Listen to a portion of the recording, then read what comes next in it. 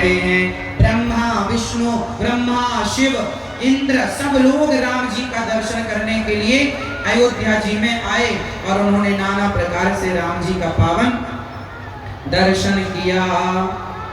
कौशलपुरवासी नर नारी वृद्ध अरु बाल, प्राण होते प्रिय लागत सब कहूँ राम कृपाल। राम जी सबको प्राणों की तरह अयोध्या वासियों को लग रहे हैं। इतना प्यार दुलार राम जी को मिल रहा। अब राम जी थोड़ा बड़े हो गए तो श्री राम लक्ष्मण भरत शत्रुघ्न चारों खेलते हैं और खेल खेल में भी ना भरत जी कभी अपोजिट पार्टी पर नहीं जाते। राम जी कहते हैं, लक्ष्मण जी बोले भरत जी भैया तुम इस दल में हो जाओ, राम जी इस दल में हो जाओ, चलो कबड्डी खेलते हैं। तो भरत जी रोने लगते हैं। भरत जी से पूछा राम जी ने, तुम क्यों रो रहे हो? बोले लक्ष्मण जी ने कह दिया कि तुम अलग हो जाओ। हे प्रभु मैं आपसे अलग हो सकता हूँ? राम जी बोले तो खेल है। तो भरत जी ऐसे थे कि खेल खेल में भी वो राम जी से अलग नहीं होना चाहते, इतना प्यार करते थे श्री भरत जी अपने राम से। चारों पढ़ने के लिए गए। कहाँ पढ़ने गए राम जी? राम जी को किन गुरु जी ने पढ़ाया था? भैया भैया बताओ, राम जी को किन गुरु जी ने पढ़ाया था? मैया ओ मेरी प्यारी माँ, जा रही हो मेरी माँ? अरे टाटा तो करते जाओ मेरी माँ। गुस्सा होके जाने लगी, कल जल्दी से आना मेरी माँ। देखो सड़क तक लोग खड़े हैं पीछे और लोग इतनी श्रद्धा भाव से लोग कथा सुन रहे हैं। जहां तक नजर जा रही है बस आप लोग दिखाई पड़ रहे हैं। आपकी श्रद्धा को हम बारंबार नमस्कार करते हैं। चलो एक बात बताओ कि राम जी के गुरु जी कौन थे? पढ़ने कहाँ गए? पढ़ने कहाँ गए? हाँ, श्री गुरु वशिष्ठ जी के गुरुकुल में राम जी, श्री लक्ष्मण जी, श्री भरत जी, श्री शत्रुघ्न जी पढ़े और गुरु ग्रह पढ़ने गया रघुराई, अल्पकाल विद्या सब पाई। सारी विद्या अल्पकाल मतलब अल्प समय, मतलब ये समझिए कि 1 महीने के अंदर राम जी लौट कर आ गए। कुछ ही महीने कुछ ही दिनों में राम जी, भगवान श्री कृष्ण 64 दिन तक रहे और राम जी भी ले लो आप महीने 2 महीने ले लो और क्या, अल्पकाल मतलब कम समय में पढ़कर आए। और जब पढ़कर आए, अच्छा बताइए विद्या हमें क्या देती है? विद्या पढ़ने से हमें क्या मिलता है? बताओ विद्या हमें क्या देती है मेरी माँ? जोर से बताओ, विद्या क्या देती है? जोर से। पीछे वाले भैया बताओ विद्या क्या देती है? ज्ञान। गलत उत्तर है। भैया बताओ विद्या क्या देती है? ज्ञान। बिल्कुल गलत उत्तर। विद्या कभी ज्ञान नहीं देती। विद्या ददाति विनयम। विद्या हमें सहज सरल नम्र बनाती है। जिसके अंदर सहजता सरलता नम्रता है वही ज्ञानी है। वरना पढ़े लिखे जो मूर्ख, जो अपने माँ बाप से बात करना भी नहीं जानते, उनका अनादर, बड़ों का अपमान करते हैं, डिग्रियां बड़ी हैं पर सम्मान माँ बाप का भी ना कर पाए, उन्हें आप पढ़ा लिखा ज्ञानी कैसे कहेंगे? क्योंकि नम्रता तो आई। इसलिए विद्या ज्ञानी नहीं बनाती, विद्या नम्र बनाती। राम जी जब पढ़कर आए तो प्रातः काल, राम जी कितने बजे जागते हैं? मैया राम जी कितने बजे जागते हैं? सवेरे 4 बजे 5 बजे। आप लोगों को सूर्य उदय होने से पहले जाग जाना चाहिए, सवेरे जल्दी जागना चाहिए सूर्योदय के पहले। जो व्यक्ति ब्रह्म मुहूर्त का दर्शन नहीं करता वो ब्रह्म का भी दर्शन कभी नहीं कर सकता। इसलिए ब्रह्म मुहूर्त का दर्शन तो करना ही चाहिए। सवेरे जल्दी जागोगे, सूर्योदय का दर्शन करो, सूर्य भगवान को प्रणाम करो। प्रातः काल उठ के रघुनाथा, राम जी सवेरे जल्दी जागते हैं और जाग कर क्या करते हैं? मात पिता गुरु नावहि माँ। सवेरे जाग कर राम जी नहाते धोते हैं और नहा धोकर जल सूर्य भगवान को चढ़ाकर माता को, पिता को, गुरुजनों को प्रणाम करते हैं। आप में से कितने लोग रोज सवेरे अपने से बड़ों को प्रणाम करते हैं? जो करते हैं वो हाथ उठा लो। रोज सवेरे जाग कर सबसे पहले बड़ों को, माता को, पिता को, दादा को, दादी को, गुरुजनों को, ब्राह्मणों को, संतों को प्रणाम कर, जो मिल जाए बड़े श्रेष्ठ सबको प्रणाम कर डालो। आप करते हो भैया? आपकी माँ है, करते हो प्रणाम? रोज पाप पढ़ते हो? नरेंद्र भैया की बड़े बड़े यार 2 बार? 2 माँ है आपकी? नरेंद्र भैया की बड़े बड़े। ठीक है। आपकी सेवा करते हो? माँ के पाँव छूते हो? नहीं छूते ये भैया? नहीं छूते। रोज तो नहीं छूते हो, कभी कभी छूते हो। रोज छूने में कोई अपराध है? कोई दिक्कत? पैसे खर्च होते हैं? राम जी रोज प्रणाम करते हैं, रोज प्रणाम करते हैं। हमारी सबसे बड़ा धन क्या है? हमारा सबसे बड़ा धन क्या है बताओ? बच्चों को क्या देना चाहिए? पैसा या संस्कार? जोर से। बच्चों को क्या देना चाहिए? पैसा की संस्कार?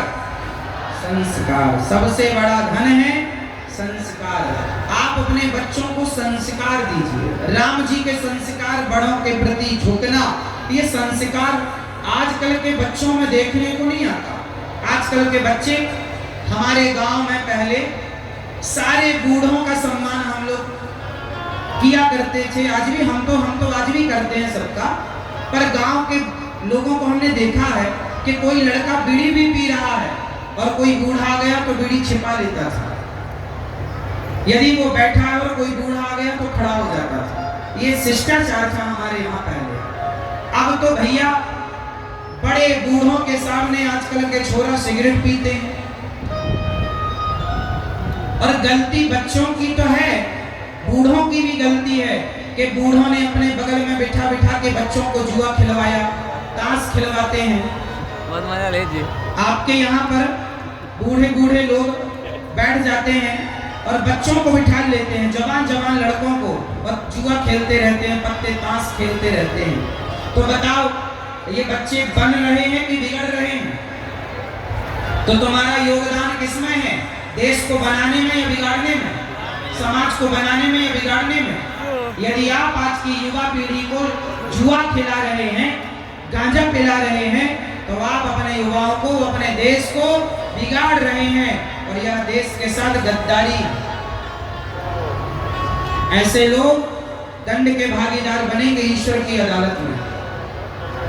इसलिए कभी किसी भी प्रकार से किसी को बिगाड़ो मत। कोई बच्चा गलत रास्ते पर है तो समझाओ, बेटा तुम्हारी उम्र जुआ खेलने की नहीं है, कुछ कमाओ, जाओ 2 पैसा कमाओ, अपना नाम कमाओ, अपनी इज्जत कमाओ। ये जुआ खेलने की उम्र नहीं है। कोई शराब पी रहा है उसे समझाओ, ना कि आप और शराब पिलाओ, ना कि और आप गांजा पिलाओ। समाज में आज तो लोग बिगाड़ना ही चाहते हैं कि तुम्हारे बच्चे बिगड़ जाएं। आप बचिएगा और अपने बच्चों को संस्कार दीजिएगा। छोटे छोटे बच्चे गुटखा खा रहे हैं, सिगरेट पी रहे हैं, कोई समझाने वाला नहीं, कोई बोलने वाला नहीं। आज तंबाकू गुटखा तो ऐसे खा रहे हैं कि भरमार। अभी यहाँ पर, अभी आज की बात बताऊं, अभी एक सज्जन यहाँ मुझे माला पहनाने आए शुरू में, इतना सारा गुटखा भर रखा, कुछ कहने लगे तो उनकी सुपारी 2-4 को चट के मेरे पास आ गई मुंह से। तुम तो नालायक हो ही, हमें और अशुद्ध कर रहे हो।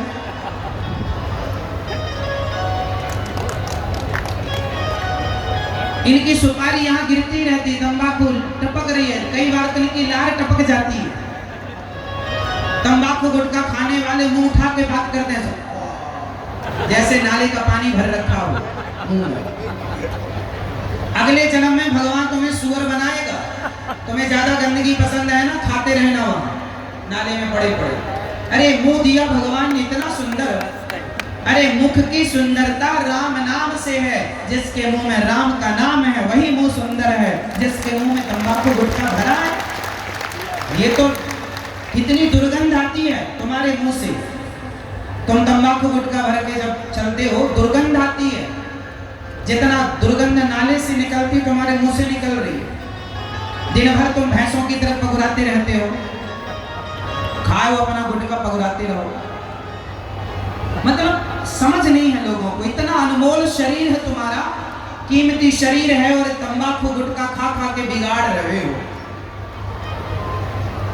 वो पिक्चर बनाने वाले आपको कह देते हैं दाने दाने में केसर का दम, आप खाने लगते। पिक्चर बनाने वालों तो तुम्हारे को बिगाड़ ही रहे हैं, गुटखा खिला रहे हैं, वो जुए का प्रचार कर रहे हैं, वो अंडे का प्रचार कर रहे हैं, वो शराब का प्रचार कर रहे हैं। तुम्हारे बच्चों को, समाज को वो दे क्या रहे हैं? शोषण कर रहे हैं। तुम्हारे बच्चे गुटखा खाएंगे तो उनका भला होगा कि बुरा होगा? लेकिन ये टीवी में जिनको आप सुपर डुपर स्टार कहते हैं, बताओ क्या इनके घर में खाने को रोटियां नहीं थी जो गुटखा बेच बेच के रोटियां कमा रहे हैं? अरे हम तो भीख मांग लेंगे, भीख भूखे मर जाएंगे, पर अपने देश को, समाज को गलत शिक्षा कभी ना देंगे। कभी ना कहेंगे कि भैया तुम गुटखा खाओ, आप हमें 100 करोड़ रुपए दीजिए, तो भी हम आपसे कभी नहीं कहेंगे कि भैया गुटखा, हम गलत काम नहीं करेंगे। और ये सुपर डुपर स्टार तुम्हारे पैसों में बिक जाते हैं, बोला हाँ, और आप इनकी कॉपी करते हैं। ये तुम्हारा भविष्य तय करेंगे। पूरे देश को अश्लील बनाने में भी पिक्चर बनाने वाला का हाथ है, बना दिया। आजकल के नौजवान बच्चे मोबाइल पर जुआ खेलने लग गए हैं, जंगली रमी इत्यादि, उसका ये सुपर डुपर स्टार लोग प्रचार कर रहे हैं। क्या शिक्षा देंगे ये समाज को, और क्या मैसेज देंगे, क्या समझाएंगे, क्या सिखाएंगे, क्या पढ़ाएंगे? इसलिए गुटखा तंबाकू स्वास्थ्य के लिए कभी अच्छी नहीं थी। उसमें लिखा रहता है गुटखा खाने से कैंसर होता है, तंबाकू खाने से कैंसर होता है। नशा करना है तो राम नाम का नशा कर लो ना साहब, कृष्ण नाम का, भक्ति का नशा करो। क्या तुमने गुटखा तंबाकू खाने शुरू कर